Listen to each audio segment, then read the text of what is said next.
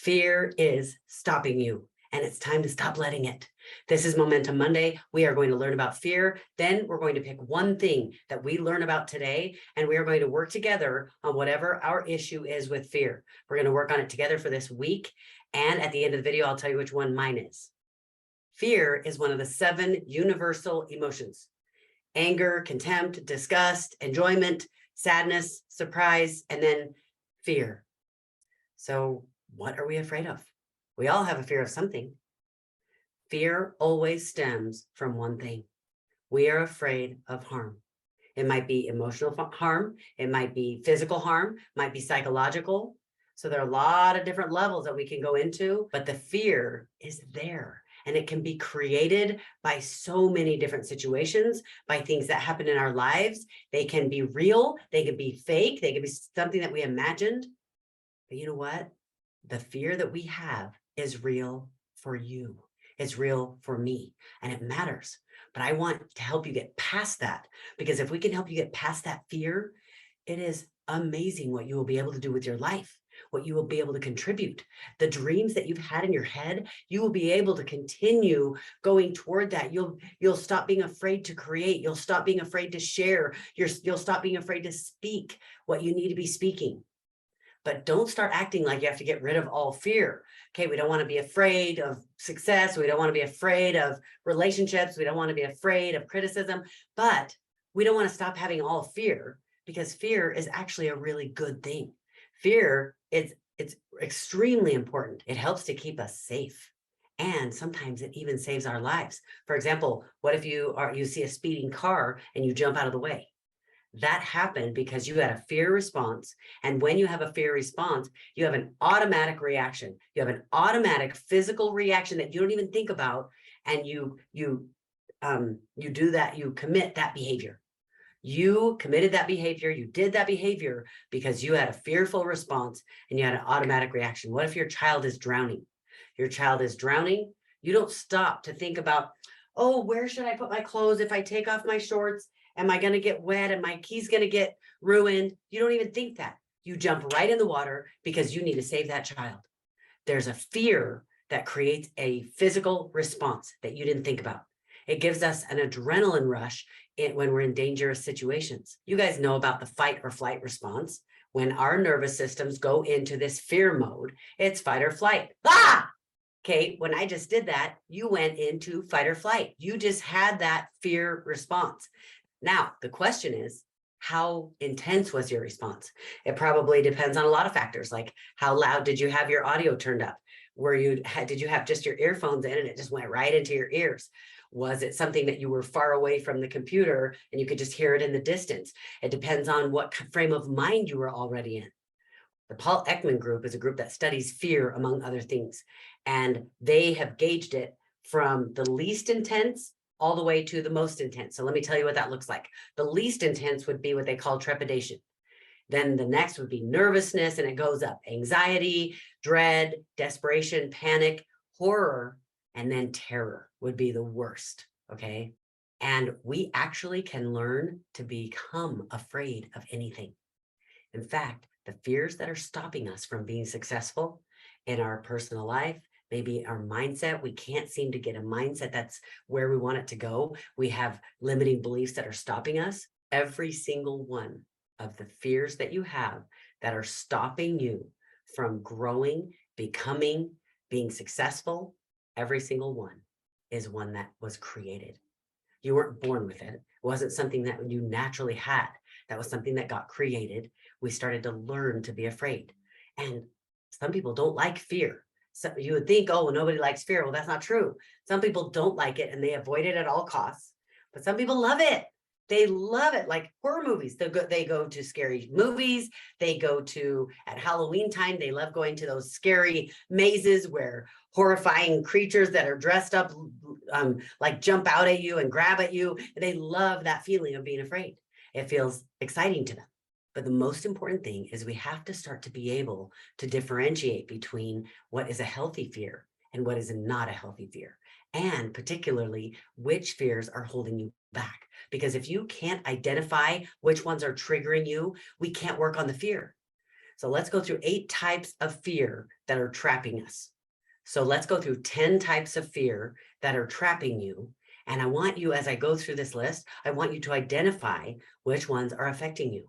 And there probably will be one that really pops out at you. Don't worry, I'm not going to jump out and scream at you again. But what I want you to do is I want you to pay attention. I want you to pick one thing that you're going to work on this week. It might be that you're going to be more aware of when that fear is triggered, because that's a first step. If you can go a little farther than that, then I want you to not only be aware of it, I want you to stop yourself and identify what story you're telling yourself, what's triggering you. And if you can move to the third level is I want you to stop doing it right then and tell yourself a different story. You may be so ingrained in a fear that's stopping you that you can't go to the third level of what I just described. And if you need to listen to this again so that you kind of walk through exactly what you need to do, then listen to it again, listen to it over and over again to remind yourself and give yourself the courage to do this. Because sometimes you already know what the fear is. Some of you, you're already going, I already know what the problem is. I'm afraid of being criticized, or I'm afraid of change, or whatever it is. I'm afraid that I won't be good enough. Well, some people know that, but some people don't. Sometimes you don't even know what it is. You just know that you keep wanting to follow your dream and you don't do it. And you tell yourself that it's because you're different than other people who are successful. You are no different than Martin Luther King, than Tony Robbins, than Oprah Winfrey, than anyone who has been successful. There's no difference as far as your value or what you can achieve. The only difference is you being able to identify the fear that is stopping you so that you can move forward. And it is a choice to identify the fear. You can either leave this video and go, oh, yeah, that was nice. Oh, that was empowering. Oh, that made me excited, and do nothing. Or you can really identify which fear. Okay, so this is what you'll notice yourself doing. Okay, so first, I'm going to show you what you'll notice yourself doing when you feel fear. And then I'm going to give you the 10 different types of fear that you can choose from. When you feel fear, you're going to notice that you're avoiding things. You are going to notice that you are procrastinating, or maybe you start to be a perfectionist because then you don't have to move on to the next thing. Another thing you'll find that you do is you quit. You start something new and you quit. Oh, actually, that wasn't what I wanted to do. So I try something else. I don't think so. Do you keep quitting? You'll find that you're self-sabotaging. You're doing things that make sure you aren't going to be successful, or you're being self-destructive. That is the most serious form of a behavior and a response to your fear. So if you're doing any one of those things, there is a fear behind that you need to figure out. Figure out what the trigger is, figure out why you're afraid, and then we can start facing it. Here are the 10 different things that have caused your fear. And it may be something that happened one time, or it may be something that was consistently over time. It doesn't matter exactly how that expressed itself in your life, but it has created a fear that is stopping you. The first one is something that happened to you as a child, or it could have been a negative experience that happened as an adult. So now you have a fear because of the result you got from that experience. It might have been something that someone did to you. It might have been just an experience that life happened and it was a hard experience for you, or it might be just a circumstance that wasn't really anybody's fault. It could be that it was something that someone else did to you. The second type of thing that you'll be afraid of is imposter syndrome. You're afraid that you're pretending to be something you're not. Maybe you want to start a business, but you think, I really don't know what I'm doing. You want to be a coach and you think, well, who am I to teach people what to do? You might be trying to get a better job than your current job, but you think, who am I to have that? I don't deserve that kind of job. I'm not smart enough. I'm not qualified enough. After I get my degree, after I do this, then maybe I'll be good enough to go after that job. Okay. The third thing is you really don't believe in yourself. And that is a tough one, because that's a huge story that you've been telling yourself for a very long time for whatever reason. Maybe somebody else started telling you that story. Maybe you're the one who started it, but you really don't believe you can do it. And the truth is, anyone can do it if they just take the steps. But you're not going to take the steps as long as the fear is stopping you. The fourth one is if you have mental health issues, you might be clinical and you need to seek help. You need to have somebody help you either figure out the tools and how to use tools to get you out of this trap that you're in, or you may need medication. Work with a professional and figure that out. The fifth one is fear of change. Are you afraid that things will get outside of your comfort zone? You understand how to do things the way they are, even if they're really horrible. Maybe you're in a really bad situation or a really bad relationship or really bad, you have a horrible boss, but the devil you know is worse than the devil you don't know. That's kind of what you tell yourself. The sixth one is fear of the spotlight. People who are afraid to speak in front of an audience, people who are afraid to get attention because they don't want to be vulnerable. Maybe they're afraid they'll do something wrong. So it kind of goes along with the next one a little bit. They're a little bit linked, but they're different. Number 7 is criticism. You're afraid of being criticized. Maybe afraid of being criticized by your parents. Maybe it's by friends, people in your neighborhood. And usually people who are afraid of criticism, they'll make really small goals because that way they can make sure that they don't fail. They make sure nobody will see them do something that could be criticized. So they tend to not reach out and be who they could really be and achieve what they could really achieve and reach out for relationships that they could have and for a change of mindset that would allow them to move forward and be successful. The 8th one is fear of failure.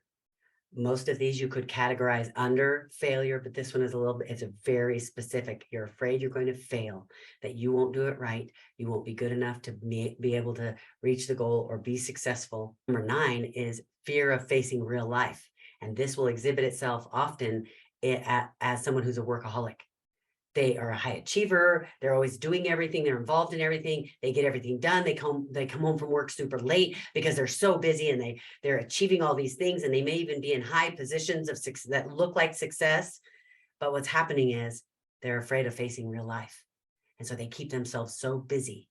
They don't want to acknowledge that they're not happy with their relationship with their spouse or with their kids. They don't want to acknowledge that they don't love their job. They don't want to acknowledge that they don't really have free time and that's what they would really like. They're not going after the real dream they want. So if that's you, really pay close attention because it could be something that you're tricking yourself by thinking, oh, look, I'm this high achiever. I have everything I want. Other people wish they had my life. That's great if you're doing it because out of healthy reasons. But if it's out of fear of facing your real life, then it's time to face that. And the 10th one is when you misinterpret feelings. So for example, you might actually be really excited, but you interpret that as fear. I'll give you an example. I was asked to sing a solo at a Christmas program, and I've been working on my vocals with my voice teacher. I do musical theater. I love doing this kind of thing. And the reason I'm trying to get better and practicing is so that I can have these kinds of opportunities. So I was super excited that they asked me. But as it got closer to the date, I kept feeling like I was afraid. So what I did is I went over to the location where I was going to be singing, and I practiced with the microphone where the audience would be. It was an area where you could open up these doors, so it would open up into the huge rest of the area where where the audience would be sitting, and it was closed because no one was there when I went to go practice. Well, I went to practice and I was practicing and I thought, you know what, I need to practice the way it really will be. So I opened up those doors out into the back section and I practiced like that, and it made a huge difference because I was excited to sing. But putting myself in that situation and practicing and reminding myself, this is excitement. This is not fear. That made it fun instead of debilitating me. Because, for example, when you're a singer, this is something physical that happens to your body. If you let the fear get in the way, the situation triggers a fear. Now the fear is like messing up your mind. And what happens is it makes you tighten up your throat. You go into fight or flight, just like we were talking about. So what happens is you tighten all up. And when you try to sing, the sound is not at all what you practiced. And it can sound horrible. So you have to get relaxed. You have to be aware of what's going on and have the tools and know how to relax yourself. So then when I actually sang at the very beginning, it was other people might not have even noticed, but I was a little bit nervous. But then because I had practiced and I immediately, within a few bars of the song, I got right into the feelings I had practiced over and over. And it was exciting and it was beautiful. And it was a song about God. And I wanted to share that message. And I got into the love and the feeling of that song and the piece that I had prepared. So it makes a huge difference. And you can change. You can change the triggers. You can change what you believe. You can change what you feel. And you can change your body's physical response. Now what I want you to do is I want you to identify one of those Again, rewind, go back and listen to it again if you need to. I want you to identify one of those that is stopping you, that's affecting you and hindering you, hindering your growth, hindering you moving forward. You know, as you listen to me, you know there were some that got picked out in your mind that you automatically kind of knew. And then what I want you to do is I want you to either start doing the thing you need to do to change that, or stop doing the thing that you need to stop doing to start that change. And then what I want you to do is I want you to honestly ask yourself, why am I afraid? Why? We just had Martin Luther King Jr. Day. And so in his honor, I want to share with you part of a speech that he gave. He said, normal fear protects us. Abnormal fear paralyzes us. Normal fear motivates us to improve our individual and collective welfare. That means everyone around you is better because you are learning how to manage your fear. And he says abnormal fear constantly poisons and distorts our inner lives. And that's what it's doing to you. Then he continues, our problem is not to be rid of fear, but rather to harness and master it. And that's what we're doing here. That's why we have this challenge this week. Now, this next part is really deep. So I want you to listen carefully. He said, courage and cowardice are antithetical. What antithetical means is that they are mutually exclusive. They are incompatible. They cannot be together at the same time. You cannot be acting in courage in one moment and at the same moment being coward. You can't. It's impossible. You are either being courageous or you're being a coward. Okay. And I want you to remember one of my favorite quotes that I've heard about fear and about courage. Courage doesn't mean I'm any braver than you. It just meant that I was brave 5 minutes longer. It's because you're giving up too quick. You don't realize how close you are to the next success because your fear is stopping you. So he says, courage and cowardice are antithetical. Courage is an inner resolution to go forward in spite of obstacles and frightening situations, which we all have. He says, cowardice is a submissive surrender to circumstance. Oh, this is what's happening to me and there's nothing I can do about it. That is a surrender to circumstance. Then he says, courage breeds. What does courage breed? Courage breeds creative self-affirmation, and cowardice produces destructive self-abnegation. All the things that put you down, that make you think you're not enough, make you think you can't do it, believe you have imposter syndrome, all those things, those are the things that cowardice does. It destroys you. Courage faces fear. And if you're starting to wonder if you don't have courage, you do. Courage is inside you. You were born with courage. You might have forgotten how to use it, but I am going to teach you how. So don't you dare give up. He said, courage faces fear and thereby masters it. And then he says, cowardice represses fear and is thereby mastered by it. You do not want to be mastered by your fear. Courageous men, he said, never lose the zest for living, even though their life situation is zestless. And cowardly men, overwhelmed by the uncertainties of life, lose the will to live. He said, we must constantly build dikes of courage to hold back the flood of fear. It is not a mistake. It is not an accident that he said the flood of fear. Fear is the thing that will stop you. If you are not successful, if you are not where you want to be in your life or moving toward what you want to be or where you want your business to be, where you want your relationships to be, I can guarantee you right now, it is because of fear. You have let fear stand in the way and it's time to stop. That's why we're doing that this week. That's why I'm so excited about Momentum Monday. So I want to pick yours. I told you I'd tell you what mine is. The one I'm going to work on is imposter syndrome, because I'm starting this new business. I'm doing this YouTube channel. And you know what? It doesn't matter how much experience I have. It doesn't matter that I've taught hundreds of thousands of people all over the world. It doesn't matter that I've traveled all over the world and been invited to speak. People have flown me to international countries to speak and teach and train. It doesn't matter. I'm starting something new that I haven't done before. And so I have imposter syndrome. And there are many times, actually probably a few times a day, where the thought tries to come into my head, who do you think you are? Seriously, like, you think this is going to get big, but I am totally fighting it. I'm aware of it. The minute it happens, I stop. Excuse me. I am not going to let it get to me. I'm not going to let it win. So for me, that's the important one to work on. That's what I'm going to be paying attention to all week. Let me know what yours are. I told you I'm going to read all the comments and I want to see what it is that you're working on. You guys, it takes courage to look. You guys, it takes courage. Wait, you guys, it takes courage to look in the mirror, look at yourself and see what it is that you need to face right now. It takes courage to create the things that you can make available, that you can use to help people.